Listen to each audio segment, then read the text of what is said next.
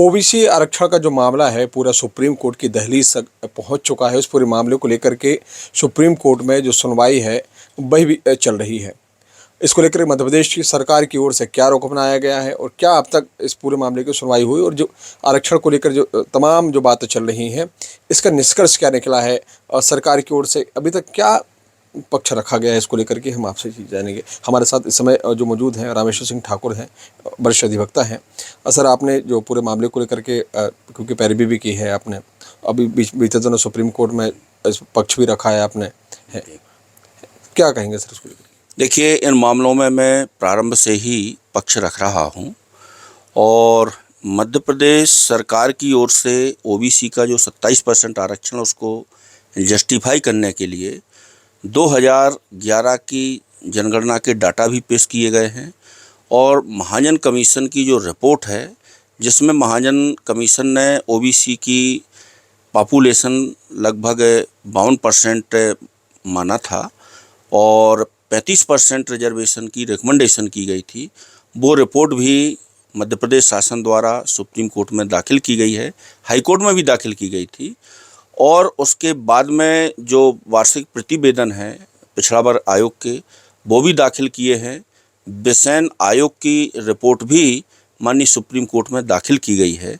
वो समस्त रिकॉर्ड जिससे ओबीसी का रिजर्वेशन जस्टिफाई हो सके मध्य प्रदेश शासन द्वारा पेश किए गए हैं, क्योंकि ओबीसी का जो 27% आरक्षण है ये पैन इंडिया में नॉन डिस्प्यूटेड है, क्योंकि सुप्रीम कोर्ट की 9 जजेस बेंच ने भी ये माना है कि जो मंडल कमीशन की रिपोर्ट थी उस रिपोर्ट में ओबीसी की 52% आबादी उल्लेखित की गई थी और 27% रिकमेंडेशन किया गया था, जिसको लेकर के माननीय सुप्रीम कोर्ट में इंदिरा साहनी बनाम भारत संघ का मामला चला और उसमें 9 जजों की बेंच ने ओबीसी के 27% आरक्षण को जस्टिफाई करार दिया था। और भी रिकमेंडेशन थी लेकिन वो लागू नहीं हुई, केवल 27% ही लागू हुआ है। ऐसी स्थिति में मध्य प्रदेश के संदर्भ में जो भौगोलिक दृष्टि कोण से देखा जाए और सामाजिक दृष्टिकोण से देखा जाए तो इंदिरा साहनी के जजमेंट में उल्लेख किया गया है कि 50% की सीमा भी ये कोई मैंडेटरी नहीं है, ये फ्लैक्चुएट हो सकती है, ये बढ़ भी सकती है, घट भी सकती है। ये उस प्रदेश की भौगोलिक और सामाजिक परिस्थितियों को दृष्टिगत रखते हुए, तो मध्य प्रदेश में वो भौगोलिक परिस्थितियां हैं, यहाँ पे लगभग 20 जिले ट्राइबल घोषित हैं और लगभग 85 ब्लॉक जो ट्राइबल घोषित हैं और यहाँ जो एसटी की आबादी है वो 20% से ऊपर आबादी है, ओबीसी की आबादी 50% से ऊपर है। तो वो सारी परिस्थितियाँ मध्य प्रदेश में विद्यमान है जिसके आधार पर 50% की सीमा को ब्रीच किया जा सकता है और उसी को जस्टिफाई करने के लिए मध्य प्रदेश सरकार ने सुप्रीम कोर्ट में वो सारे दस्तावेज पेश किए हैं। बीते दिनों आप लोगों की एक बैठक भी हुई थी सीएम हाउस में, इसको लेकर चर्चा भी हुई है। चर्चा में क्या निष्कर्ष निकला और अभी हाल ही दिनों में इस पूरे मामले को सुप्रीम कोर्ट में भी सुनवाई हुई है, आप भी वहां उपस्थित हुए थे? जी, माननीय मुख्यमंत्री महोदय द्वारा सर्वदलीय बैठक आहूत की गई थी 28 अगस्त को और इस बैठक में सभी दलों ने एक राय होकर बोला कि ओबीसी को 27% आरक्षण मिलना चाहिए। तो माननीय गणेश सिंह जी सांसद थे, वो भी उस बैठक में थे, चूँकि संसदीय कमेटी के वो चेयरमैन भी हैं पिछड़ा वर्ग आयोग के। तो उन्होंने बात रखी कि जिन विषयों पर कोई रोक नहीं है उस पर तत्काल 27% के हिसाब से भर्ती करके और होल्ड पदों को अनहोल्ड किया जाए। तो इसमें माननीय महाधिवक्ता ने थोड़ा ऑब्जेक्शन जताया था कि ये किसी केस का उन्होंने उल्लेख किया कि उस केस में माननीय हाई कोर्ट का 4 मई 2022 का स्थगन आदेश है।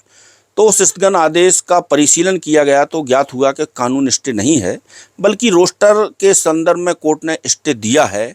तो वो आदेश जो है वो पर एंक्यूरियम है, उसको मानने के लिए सरकार बाध्य नहीं है, क्योंकि 60% आरक्षण ऑलरेडी मध्य प्रदेश में इन्फोर्समेंट में है। तब फिर माननीय मुख्यमंत्री जी द्वारा महाधिवक्ता से कहा गया कि इस केस में जो वकील हैं उनके साथ आप बैठ करके और इसमें आप रास्ता निकालिए। मध्य प्रदेश सरकार की मंशा है कि ओबीसी को 27% आरक्षण दिया जाए। तो माननीय महाधिवक्ता महोदय द्वारा दिल्ली में 3 तारीख को बैठक आहूत की गई। तो महाधिवक्ता महोदय ने सिर्फ 2 वकीलों के नाम सुझाए कि आप 2 वकीलों के नाम बताइए। तो हम लोगों ने कहा कि भाई वकीलों से कुछ नहीं होना है, आप पहले पदों को अनहोल्ड करिए और इस मामले को आगे कैसे कंटेस्ट करना है उस पर रणनीति तय करिए।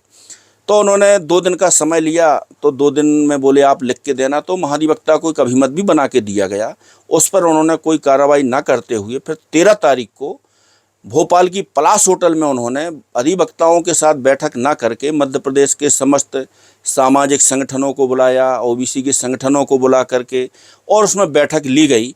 और उस बैठक में इन्होंने 2 अधिवक्ता सुप्रीम कोर्ट में नियुक्त कर दिए। माननीय महाधिवक्ता महोदय ने रिकमेंडेशन किया और इसके बाद माननीय मुख्यमंत्री जी से जो बैठक हुई, पहले पलाश होटल में बैठक हुई तो उसमें तो हम लोग थे, लेकिन माननीय मुख्यमंत्री जी के साथ जो दूसरी बैठक थी उसी दिन, उसके संबंध में हम लोगों को कोई सूचना नहीं दी गई, ना हम लोगों को उस बैठक में ले जाया गया। बल्कि महाधिवक्ता महोदय से पहले चर्चा बातचीत हुई थी कि इस मामले को लेकर के हम 4 या 6 लोग बैठ के माननीय मुख्यमंत्री जी के सामने और इस बात का पटाक्षेप करें।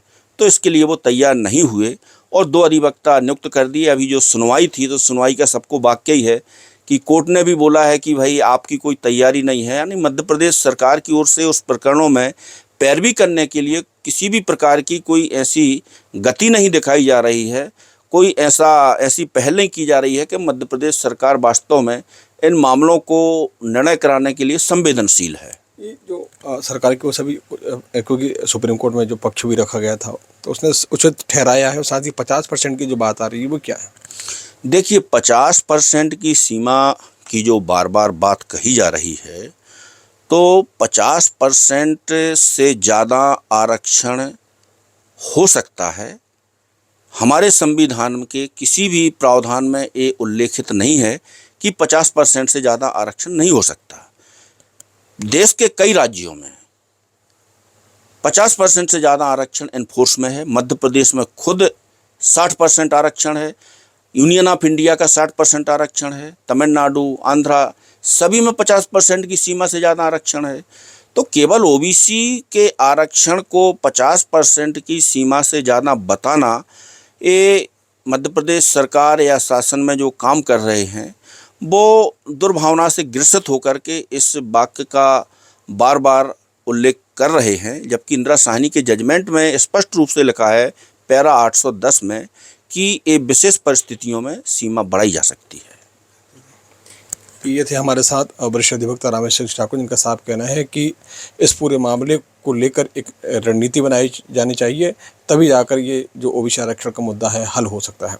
शिव चौबे, TV9 भारत, जबलपुर, मध्य प्रदेश।